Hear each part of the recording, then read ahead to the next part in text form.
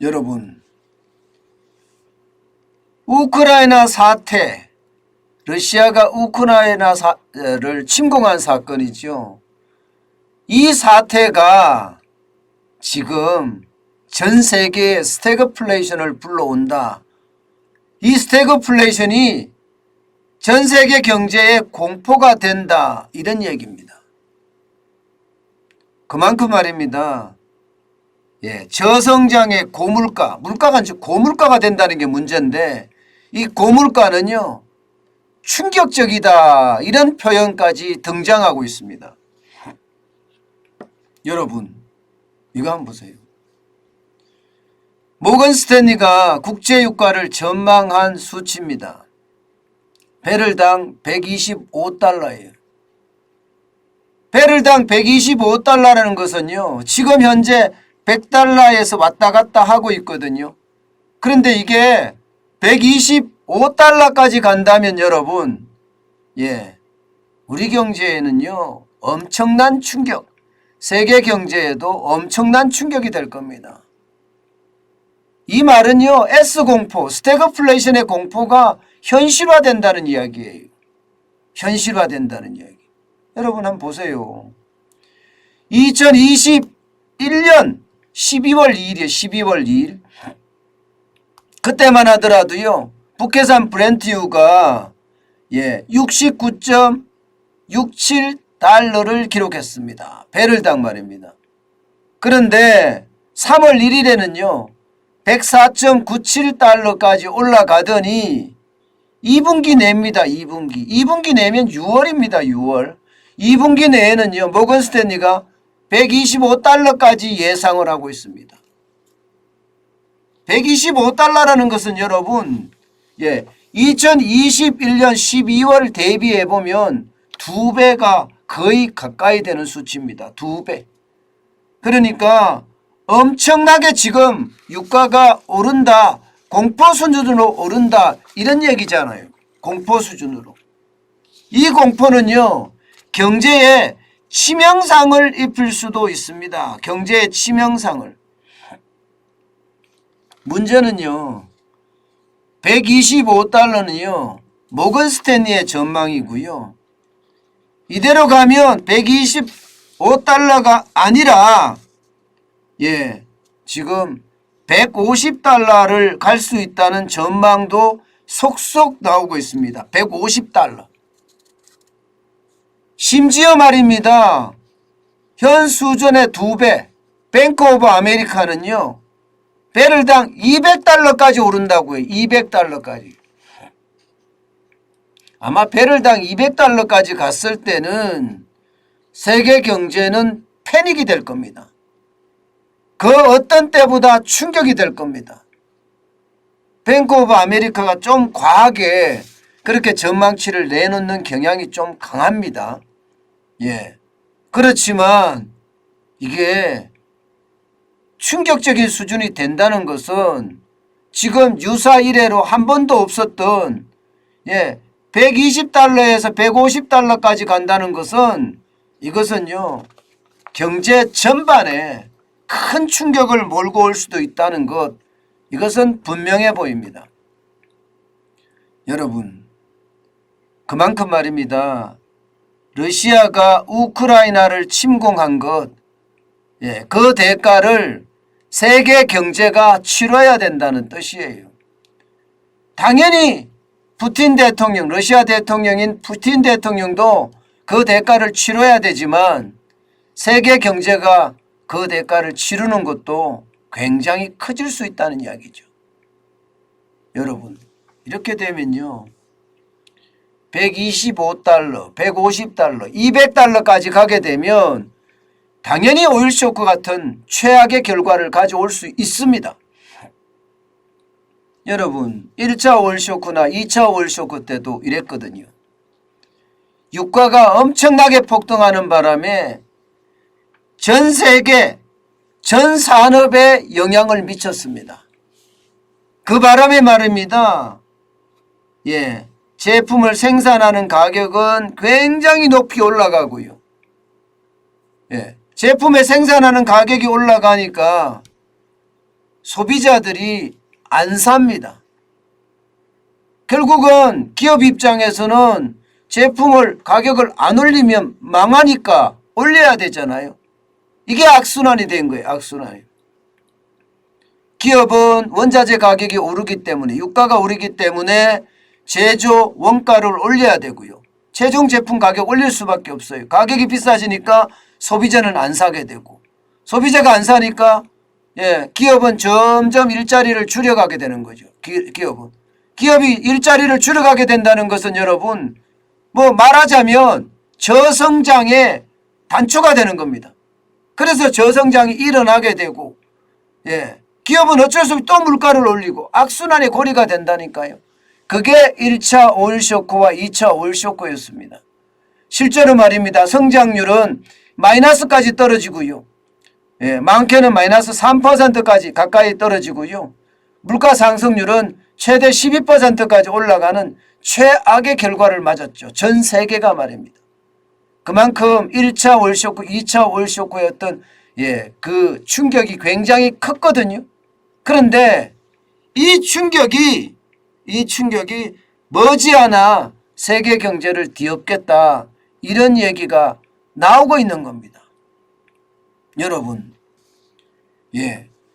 제가 4월, 5월, 6월이 참 위기가 될 가능성이 크다 이야기했는데 그때 위기의 어떤 단초는 이게 여러 가지가 있었지만 그 중에 하나는 해결이 됐다고 봐야 돼요. 해결이 됐다고 보기보다는 9월 말로 연기한 거죠. 대출 만기 연장 말입니다. 자영업자, 소상공인들 그리고 중소기업의 대출 만기 엄청난 돈이었잖아요. 262조가 넘어섰으니까요. 이거 3월 만기가 9월이 됐기 때문에 하나의 악재는 털어냈다고 생각을 할 수 있습니다. 그렇지만 뜻밖의 우크라이나 악재가 하나 터진 거고요. 여기에 미국의 금리 인상 악재는 앞으로 계속될 거고요. 여기에다가 중국발 악재, 경기 둔화의 악재까지도 만약에 계속된다면 여러분 위기는 조금 하나의 악재가 줄어들었기 때문에 4월, 5월 위기가 조금씩 줄어든다고 이야기하지만 우크라이나 사태가 또 다른 악재를 지금 불러왔다는 겁니다. 그러면 그 위기의 강도는 굉장히 커질 수 있다. 저는 그렇게 보는 겁니다. 그만큼 말입니다. 스태그플레이션의 공포가 전 세계를 뒤덮고 있습니다. 그도 그럴 것이 여러분 보세요. 유가가 뭐 이게 올라가는 정도가 아니잖아요. 2013년 9월 3일 날 108.54달러 배럴당 올라갔었던 건데 여러분 보시다시피 2022년 3월 2일에 WTI 서부 텍사스산 중진유가 110달러까지 올라갔습니다. 이게 길어지잖아요. 이게 길어지면 길어지는 만큼 충격이 굉장히 커질 겁니다. 길어지면 길어지는 만큼. 그만큼 말입니다. 상황이 좋지 않게 됐다는 이야기예요. 한때는 서부 텍사스산 중진유가 마이너스 37.63달러까지 마이너스예요. 오히려 돈을 사는 사람이 오히려 받아서 할 정도로 난리였거든요. 그런데 지금은 거꾸로 됐잖아요. 이 상황이 우리에게는 진짜 충격을 준다니까요. 왜냐하면 여러분 대한민국은 원유 의존도가 전 세계 1등입니다. 전 세계 1등. GDP 1만 달러당 하루 원유 소비량을 계산해 보니까 대한민국은요. 하루 원유 소비량이 5.7배럴입니다. 5.7배럴. 캐나다가 5.07배럴이고요. 중국은 3.49배럴이고요. 미국은 3배럴, 호주는 2.39배럴, 일본은 2.36배럴입니다. 독일은 1.94배럴이고요.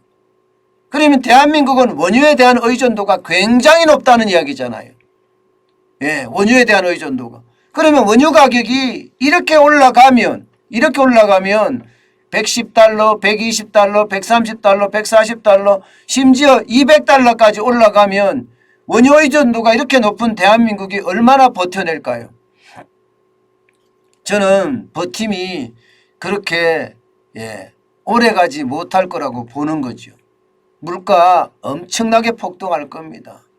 여러분, 제가 잠시 전에 보여드렸던 오일 쇼크는요, 전 세계의 어떤 상황을 나타내는 그래프였다면 말입니다. 지금 제가 보여드리려고 하는 것은요, 대한민국의 오일 쇼크에 대한 이야기를 하려고 합니다. 여러분, 오일 쇼크가 되면 실제로 다른 것들도 다 오르거든요. 지금 우크라이나 사태는요, 밀이나 콩이나 옥수수 다 오릅니다. 밀도 32%, 콩도 27%, 옥수수도 25%, 심지어 광물도 올라요. 리튬은 71% 올랐고요. 알루미늄은 24%, 니켈도 21%. 그야말로 엄청나게 오른 거예요. 유가가 오르니까 그에 대한 어떤 충격이 있는 데다가 곡물값, 광물값도 지금 오르잖아요. 그러면 여러분, 원자재 중에 지금 안 오르는 게 없잖아요. 원자재 중에, 그죠? 원자재 중에 에너지 관련돼 있는 원유, 가스, 석탄 다 오르죠. 여기에다가 곡물이라고 이야기하는 밀, 대두, 옥수수 다 오르죠. 여기에 광물이라고 이야기하는 리튬, 알루미늄, 니켈까지 다 오릅니다. 이렇게 되면 여러분, 진짜 충격이 올 수밖에 없습니다. 진짜 충격. 지금 여러분, 오일 쇼크 때 대한민국이 어땠느냐 나타내는 지표입니다. 이게 까만색 1번, 까만색 2번으로 되어 있는데요. 이걸 보면 여러분, 굉장히 충격적인 사실을 우리가 알 수가 있습니다. 소비자 물가가 평상시에는 3.2, 3.3% 나가다가 1차 오일 쇼크 때는요, 24.3%까지 올라갔어요. 24.3%. 그리고 75년에 가장 많이 올라갔을 때는 25.3%가 올라갔고요. 25.3%가. 그러니까 오일 쇼크 때 우리 물가 장난 아니었다는 겁니다. 2차 오일 쇼크 때는요, 28.7%가 올라갔어요. 28.7%. 그야말로 어마어마하게 올라갔다는 이야기잖아요. 실제로 말입니다. 80년만 하더라도 21.4%예요. 뭐 소비자 물가가 올라가는 게 엄청나게 올라갔다는 그런 이야기예요. 반면에 성장률은요, 뚝뚝 떨어졌습니다. 성장률이 최고로 많이 올라갔을 때는 12%씩 성장하던 것이 2074년이죠. 2074년, 1974년에는 7.2%까지 떨어지더니 1차 오일 쇼크 때는 그래도 5.9%까지 떨어지는 걸로 선방했어요. 그러나 79년에서 80년 사이에 2차 오일 쇼크는요, 마이너스 1.5%까지 빠졌습니다. 6.8% 성장하던 성장률이 마이너스 1.5%까지 빠졌으니까 이게 뭐 거의 8% 이상, 8.3%가 쭉 빠진 거죠. 쭉 빠진 거죠. 그렇다면 지금 대한민국은 어떨까요? 지금 올해 성장률이 여러분, 정부는 3% 잡고 있어요. 3%. 작년에는 4% 성장을 했다고 하니까 원래 3% 잡고 있지만 지금처럼 이게 원유가 이렇게 오를 때는요, 1, 2차 오일 쇼크 때처럼 물가는 오르고 성장률은 더뎌지는 스태그플레이션이 그 어떤 나라보다 대한민국이 강해질 겁니다. 그만큼 말입니다. 원유 의존도가 굉장히 높기 때문이에요. 원유 의존도가. 이게 문재인 정부 들어와서 탈원전 하면서 말입니다. 에너지의 굉장히 많은 부분을 원유가 지금 담당하고 있기 때문에 그만큼 올라가는 겁니다. 저는 이런 걸 보면 말입니다. 한 치 앞도 내다보지 못하는 이 국가 지도자가 과연 우리에게 무엇을 남겼나?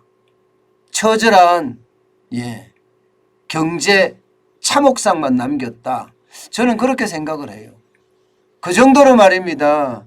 이 에너지에 대한 어떤 철저한 대비책이 이루어지지 못해서 파퓰리즘으로 인기영합주의로 그렇게 정치를 내내 흘러가는 바람에 우리 에너지 경제는 거의 폭망하는 수준이고요. 이 폭망이 결국 말입니다. 우리 경제 전체에 큰 영향을 가할 수밖에 없을 거예요. 저는 경제 충격이 온다고 이야기하는 것도 바로 이러한 충격도 큰 부분을 차지할 겁니다. 그만큼 말입니다. 이게 정부의 에너지 정책이나 경제 정책은 그야말로 빵점이 아니라 마이너스까지 내려갔다 이렇게 생각을 합니다. 여러분 분명한 것은 인플레이션 올 거예요. 스태그플레이션 약하지만 지금 이미 터졌습니다. 앞으로 스태그플레이션의 어떤 간극이 커지면 커질수록 다시 말해서 성장률은 더 떨어지고 소비자 물가 상승률은 더 올라가고 간극이 커지면 커질수록 말입니다. 그 충격의 도는 굉장히 커질 거거든요. 그렇다면 이게 저성장의 고물가니까 거기에 대한 대비책 여러분 반드시 마련해야 됩니다. 현찰을 너무 많이 갖고 있는 것도 돈이 그만큼 휴지 조각이 되기 때문에 우리가 어떻게 할 것인지 신중하게 판단을 하셔야 됩니다. 그래서 주변에 있는 사람들은 보면요. 나는 지금이라도 부동산 살래 하는 사람이 있는가 하면요. 금을 산다든가 채권을 산다든가 주식을 산다든가 아니면 암호화폐를 산다든가 뭔가 실물 쪽에 지금 관심을 굉장히 많이 두고 투자하는 사람들이 많아졌다는 사실입니다. 이것은 어쩌면 말입니다. 스태그플레이션에 대한 우려 지금 이미 하고 있는 거고 거기에 대한 대비책 반드시 마련하고 있는 겁니다. 여러분들도 강력한 스태그플레이션이 올 수도 있으니 그 어느 때보다 준비하고 또 준비는 해야 합니다. 미국이 금리를 올릴 거예요. 그러면 이게 잦아들 거라고 생각을 하지만 우리는 원유 의존도가 워낙 많기 때문에 미국보다 늦게 잦아들 수도 있습니다.